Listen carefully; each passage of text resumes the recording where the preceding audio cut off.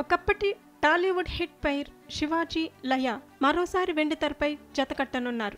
గతంలో వీరి కాంబినేషన్లో వచ్చిన మిస్సమ్మ, టాటా బిర్లా మధ్యలో లైలా, అదిరిందయ్య చంద్రం చిత్రాలు ప్రేక్షకులను అలరించాయి. దాదాపు 1.5 దశాబ్దం తర్వాత ఈ జంట మరోసారి ప్రేక్షకుల ముందుకు వస్తోంది.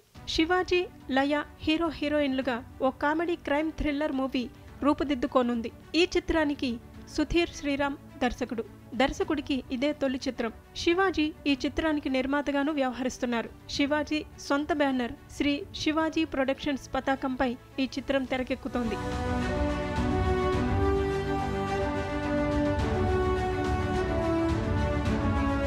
ఈ చిత్రం ప్రారంభోత్సవం హైదరాబాద్లో జరిగింది. Star producer Dil Raju clap కొట్టారు. శివాజీ తనయుడు రిక్కీ కెమెరా స్విచ్ ఆన్ చేశాడు. ఈ ఓపెనింగ్ సెరమనీకి హాజరైన స్టార్ డైరెక్టర్ బోయపాటి శ్రీను ముహూర్తం షాట్ కు దర్శకత్వం వహించారు. కాగా ఈ సినిమాకు ఇంకా టైటిల్ ఫిక్స్ చేయలేదు. ఆగస్టు 20 నుంచి సెట్స్ పైకి వెళ్లనుంది.